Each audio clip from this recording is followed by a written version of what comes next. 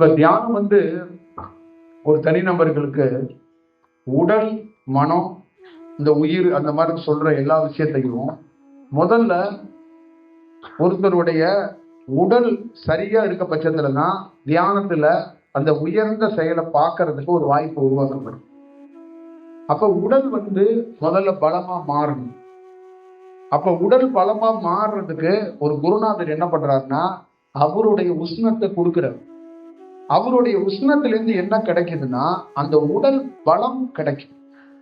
அந்த உடல் என்னன்னா தியானம் வரும்போது அந்த உடல் ஆடிராம அந்த உடலை தக்க வைக்கிறதுக்கு ஒரு வாய்ப்பு ஒரு குரு உருவாக்கி கொடுக்கு. அப்ப குரு என்ன சொல்றாருன்னா அவ்வப்போது நான் வந்துட்டு போவேன், என்ன மாதிரி சார்ந்த குரு பரம்பரையில சூட்சமத்துல ஒரு உஷ்ணமா வருவாங்க. அப்போ உன் உடல் தாங்கணும். அப்போ உன் உடல் தாங்கும் போது அதுல இருந்து என்ன கிடைக்கும்னா உன்னுடைய ஒவ்வொரு நாடியும் விழிக்கும். அப்ப உன்னுடைய உயிர் தனிச்சு பிரகாசமா செயல்படுறதுக்கு வாய்ப்பு உருவாக்கப்படுங்கிறாங்க. அப்ப முதல் அடிப்படை இந்த உடலை பலப்படுத்தினாதான் உயிரை மேன்மை அடையிறதுக்கான ஒரு வாய்ப்பை உருவாக்கும். இதான் விஷயம். அப்ப ஒரு குரு அடிப்படையா முதல்ல ஞானஸ்தானம் கொடுத்துட்டு ஒருத்தனை உட்கார வைக்கிறது எதுக்கு உட்கார வைக்கிறாருன்னா இந்த உடல்ல கர்மவினை, பாவம், சாபம் இருக்கும். அப்ப இந்த உடல்ல இருக்கிற தோஷத்தை முதல்ல எடுப்பார். இதான் ரொம்ப முக்கியம். அப்ப உடல்ல இருக்கிற தோஷம் அது எடுக்கப்படும். அப்ப எடுக்கப்படும் போது அப்ப அந்த உடல் நல்ல தன்மைக்கு மாறும். அப்ப அந்த தோஷம் அப்படிங்கன்னா என்ன அப்படின்னு நீங்க கேட்கலாம். இப்ப ராகு, கேது, சுக்கிரன் இதோடைய அலைவரிசை நம்மளை தாக்குனா அதுவே தோஷம் தான். அப்ப இந்த அலைவரிசை தாக்கியும் இந்த உடல் செட்பேக் ஆகக்கூடாது. அப்ப ஒரு குரு என்ன பண்றாருன்னா எந்த அலைவரிசை தாக்குனாலும், நாளைக்கு நீங்க எந்த தியானம் பண்றீங்க, நீங்க நகரத்துக்குள்ள நடந்து போறீங்க, உங்களை ஒரு புள்ளி சூனியக்காரன் பார்த்து உங்களை முடக்கி போட நினைச்சான்னா என்னுடைய உஷ்ணம் அதை உடைக்கும். இதான் அப்ப என்ன குரு கொடுத்துருக்கிறாருன்னா, ஏன்னா நம்ம இவ்வளவு பெரிய வேலையை பண்றோம், எவ்வளவு பில்லி சூனியம் எவ்வளவு பெரிய விஷயம் பண்ணியிருக்கோம், அந்த எதிரில் இருக்கிறோம் படுக்கவே இல்லையே அப்படின்னா அப்ப அந்த உடலை என்ன பண்ணியிருக்கிறாரு, அந்த உஷ்ணத்தாலேயே பாதுகாச்சிருக்கிறாரு.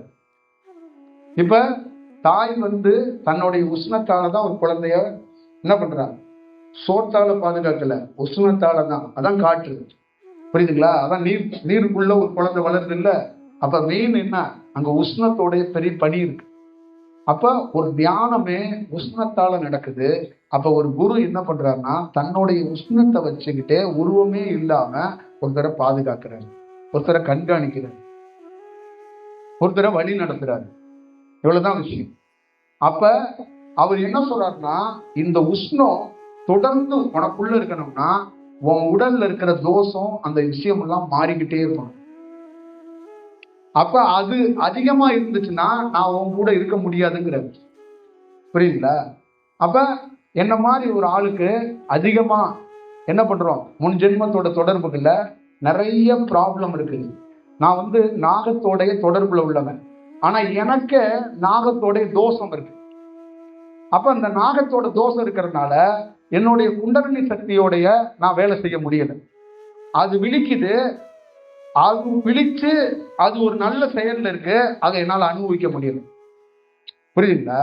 இப்ப குடும்பம் சூப்பரா இருக்கு, ஆனந்தம் தான், ஆனா அதை ரசிக்க முடியல. ஏன்னா ஏதோ ஒரு டிஸ்டர்பன்ஸ், ஏதோ கணவன் மனைவி சிரிக்கிறாங்க, 10வது நிமிஷம் சண்டை வந்து, அந்த மாதிரி சக்தி இருக்கு, அதை என்னால ரசிக்கவும் முடியல, உணரவும் முடியல. அப்ப அதுக்கு காரணம் என்னன்னா அந்த நாக தோஷம் என்ன அதை உணர விட மாட்டேது. அது விழிச்சு வந்த குண்டலினி சக்தியை உணர விடாம என்னை அலக்களிக்கு. அப்ப என்ன பண்ணாங்க, அப்ப இந்த நாகத்திலிருந்து விடுபடுறதுக்கு என்னென்ன வழிமுறைகள் இருக்கோ அதை சூட்சமத்துல எனக்கு உணர்த்தி அந்த வடிவத்தை எனக்கு கற்றுக் கொடுத்து அதிலிருந்து என்ன வர வச்சாங்க. அப்ப அதிலிருந்து விடுபடும் போது இந்த உடலில் என்ன ஆகுது, அந்த நாக சக்திய அந்த நல்ல தன்மையில உணர்றதுக்கான வாய்ப்பை பெற்றேன்.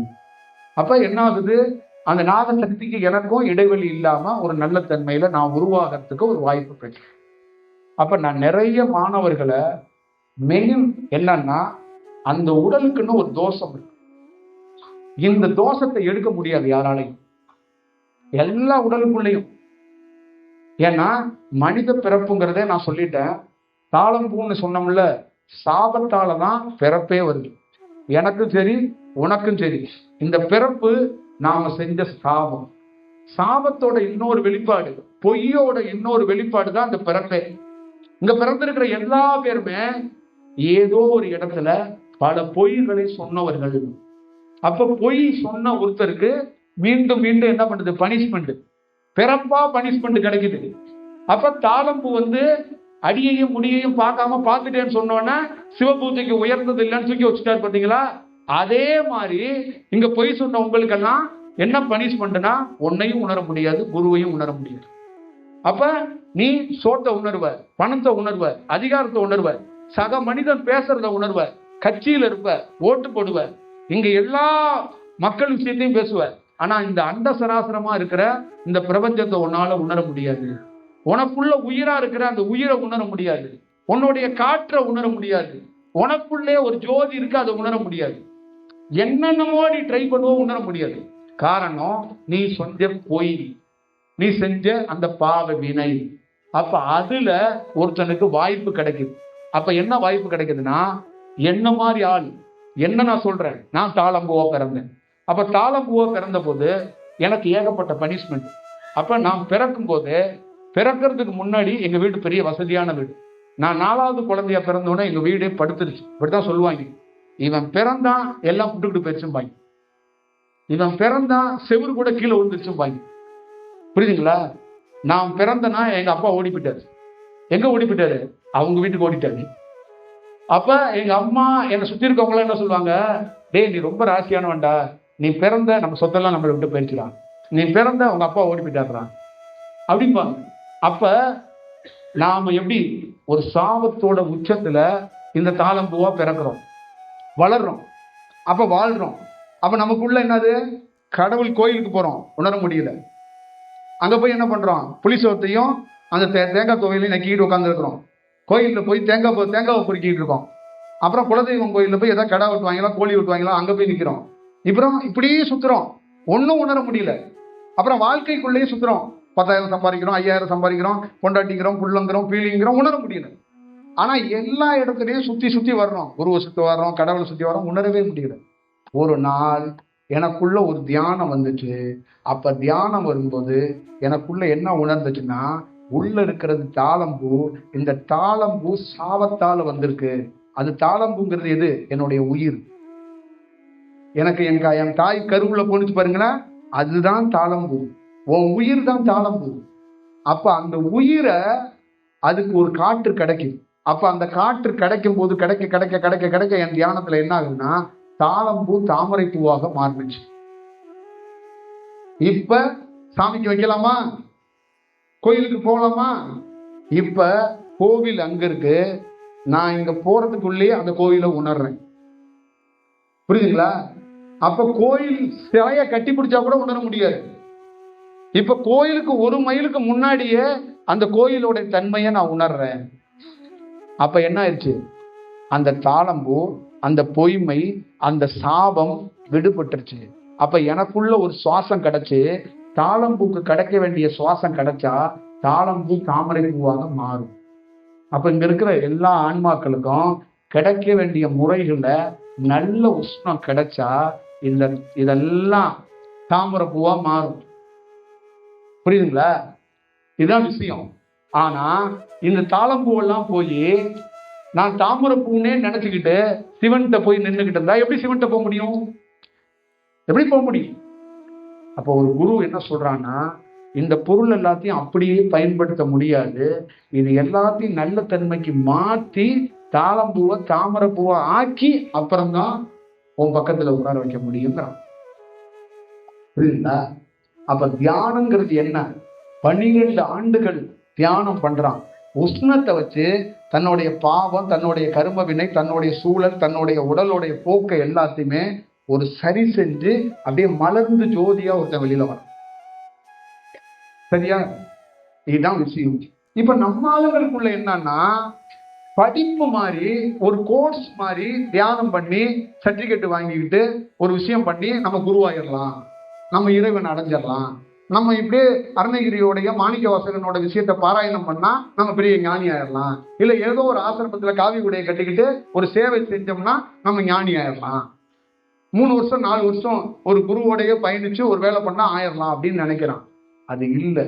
ஒரு குருவோட நீ இருக்கிறதுக்கும் குரு உன்னோட இருக்கிறதுக்கும் உன்னுடைய சாபத்தை போக்குறதுக்கு டைம் பார்த்துக்கிட்டு காத்திருப்பார் அவரு. இதுதான் முக்கியம். அப்ப சாபம் தீரும்போது நீ மாறுறன்னு அர்த்தம். இவ்வளவுதான் விஷயம். அப்ப தியானம், உன் சாபம் தீர்ந்தா தியானம் தானா வரும். இங்க இருக்கிற யாருக்கு தியானம் வராது? ஏன் வரல சொல்லுங்க, ஏன் வரல? இப்ப நான் மட்டும் என்ன பெரிய விசேஷமான ஆள? உங்களுக்கு தியானம் வராததுக்கு முக்கியமான காரணம் உங்க உடல்ல இன்னும் பருவ மாற்றம் அடையணும். அப்ப இந்த கர்ம வினை சாபம்னு சொன்னா மக்கள் பயந்துருவாங்க. அப்ப உடல் என்ன பருவ மாற்றம் அடையணும். அப்ப நல்ல தன்மைக்கு உடல் மாறும்போது அந்த உடலுக்கு தேவையான எனர்ஜிய அப்பதான் அது ரிசீவ் பண்ணும். இப்ப என்கிட்ட இருக்குல்ல அலைவரிசை, இதை ரிசீவ் பண்ணிக்க உன் உடல் மாட்டேங்குது. புரியுதா? நீ இமாச்சல்ல போய் இமயமலையில கைலாயத்தை பார்க்கறது என்ன பார்க்கறதும் ஒண்ணுதான். புரியுதா? அப்ப என்கிட்ட இருந்து ஒரு உஷ்ணம் வருது. புரியுதா? அப்ப அந்த உஷ்ணத்தை நீ உள்வாங்க முடியாம தவிக்கிற. புரியுதா? இவ்வளவுதான் விஷயம். உனக்கு உஷ்ணம் இங்கனே கிடைக்குது, இத உன்னால உள்வாங்க முடியல. காரணம் உன் உடலுடைய தன்மை. இவ்வளவுதான். இந்த உஷ்ணத்தை மட்டும் உள் வாங்கிட்டா இந்த உலகத்துல எவன் கூட 10 அடி தள்ளி நிற்பான் உங்ககிட்ட. அவ்வளவுதான் விஷயம். வேற ஒன்றும் கிடையாது. நீ பணக்காரன் ஆகணும் ஏழை ஆகணுங்கிறதெல்லாம் கிடையாது. மரணமே உங்ககிட்ட கேட்டுட்டு தான் அது முடிவு பண்ணணும். அப்படி ஒரு சூழல் வந்துடும். இதான் விஷயம். அப்ப ஒரு குரு போராடுறது எதுக்குன்னா, இந்த மக்கள் அப்படியே இறைவனை அடைய முடியாது, அப்படியே சாகாக்களை அடைய முடியாது, அப்படியே தியானத்தை பண்ண முடியாது, அப்படியே ஒரு குரு அள்ளி அணைக்க முடியாது. அப்ப எல்லாரும் புரிஞ்சுக்கணும், அப்படியே குருவை போய் தொடாத, அப்படியே குருவை போய் வணங்காத, நீ அதுக்கு மாறு. கருவறைக்குள்ள போகணும்னா 3 வேளை குளிச்சுட்டா கருவறைக்கு போறது கிடையாது. நீயே கருவறை மாறி இருக்கணும். அப்ப நீ மாறு. அப்ப உனக்குள்ள ஒரு பிரகாசம் தெரியும், உனக்குள்ள ஒரு காற்று தெரியும், அது வரும். அப்ப நீ தீவிரமா உன்னால அனலைஸ் பண்ண முடியும். அப்ப ஒரு தியானங்கிறதுல எங்க காலதாமதம் ஆகுதுன்னா, நம்ம உடலுடைய போக்கும் நம்மளை சுத்தி இருக்கிறவங்க எல்லாருமே நம்மள வாழ்க்கையில இந்த இறை சிந்தனையை உணர விடாம தடுக்கிற கதாபாத்திரம் தான் நம்மளை சுத்தி இருக்கு. மனைவி, குழந்தை, தாய், தகப்பன், எல்லா கதாபாத்திரமும் இந்த இறைய வணங்க வைக்கிற வழிய இந்த இறைய உணர விட மாட்டேது. இறைய உணர விட மாட்டேது. அப்ப காரணம் என்னன்னா, மனைவி, குழந்தைங்க எல்லாம் கமிட்மெண்டா வந்துருச்சா, இப்ப அவங்களுக்காக வாழணுமா? அப்ப இன்னொரு விஷயம், அவங்களுடைய உஷ்ணம், குழந்தையோட உஷ்ணம், இதெல்லாம் உஷ்ணம்னு நாங்க சொல்றோம்ல, இந்த ஜாதகத்தோட இதான் கர்ம வினைங்கிறது. அப்ப மனைவி கிட்ட இருக்கிற அவளுடைய கிரகம் அப்படியே வேலை செய்யும் உனக்கு. அவள்கிட்ட தாலி கட்டுறியா, உன்னுடைய நெகட்டிவிட்டிஸ் அவளுக்கு போயிடும். புரியுதா? அவளுடைய தாம்பத்தியம் வச்சுக்கிறியா, உன்கிட்ட இருக்கிற பாதி செயல் அவளுக்கு போயிடும், அவளுடைய பாதி செயல் ஒன்றை வந்துடும். அடுத்தது உன் சம்பந்தமா 2 பேர் சேர்ந்து தாம்பத்தியத்துல இருக்கீங்களா, குழந்தை பிறக்குதா, உங்க 2 பேர்த்தோட பாதிப்பு அவளுக்கு வந்துடும், அந்த குழந்தைக்கு. அந்த குழந்தையோட தன்மை பாதிப்பும் உங்க 2 பேருக்கு இருக்கும்.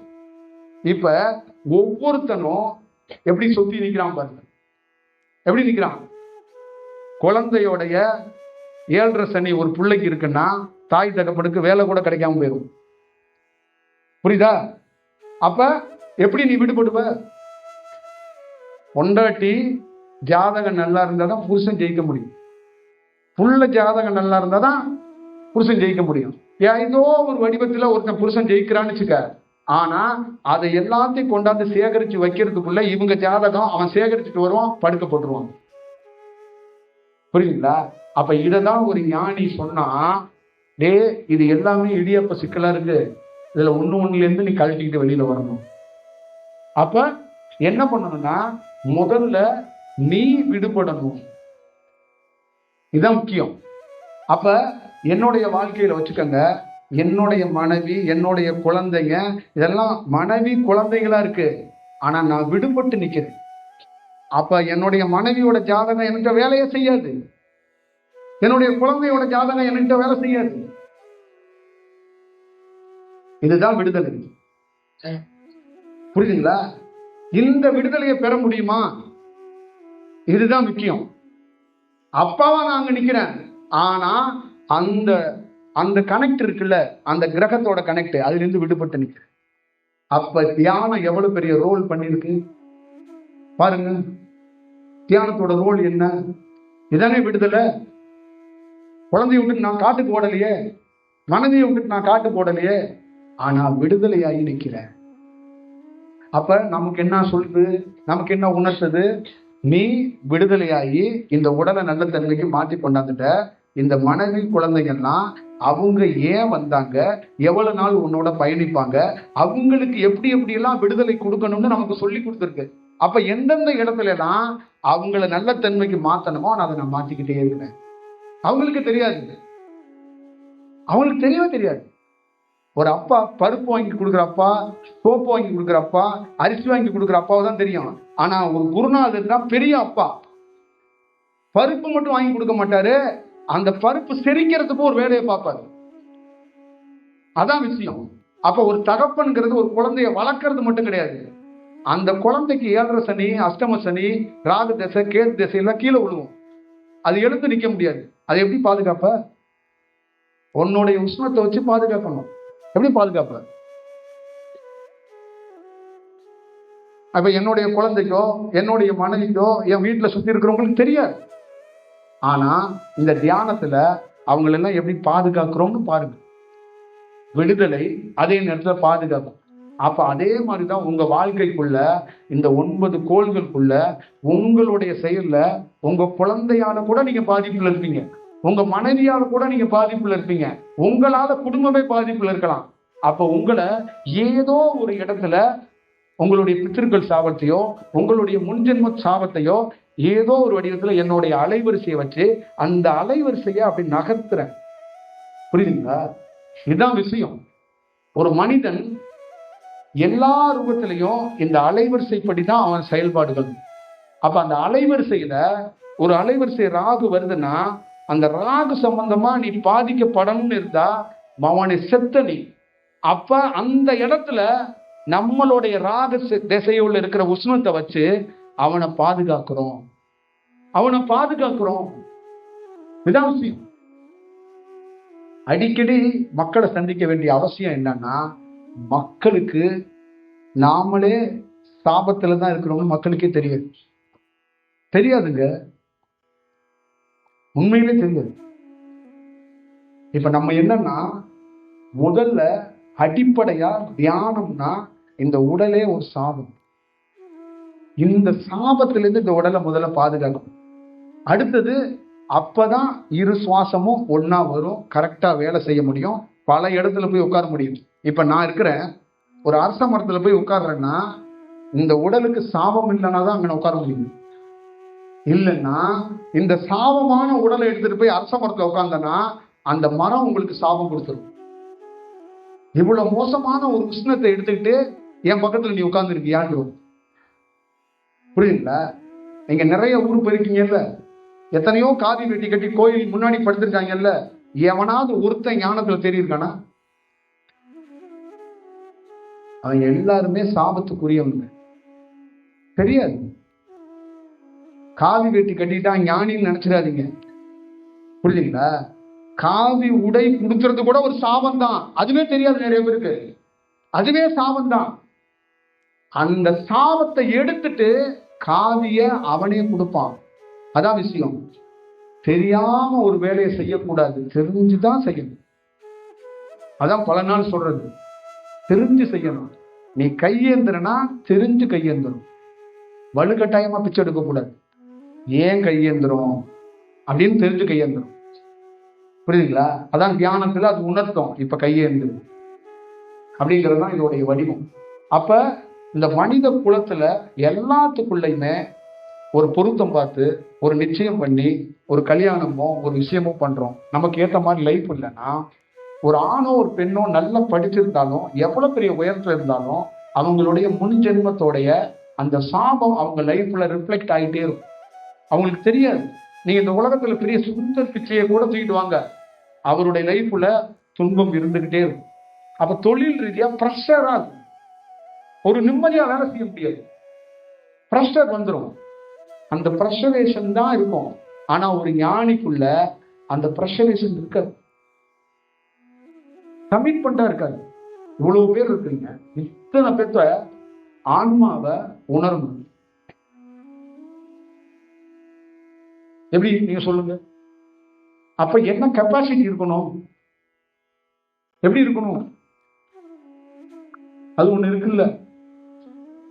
அப்ப அதுக்கான சூழல் நாம தயாராகணும்ல, இந்த உடல் தயாராகணும்ல. எப்படி இருக்கு?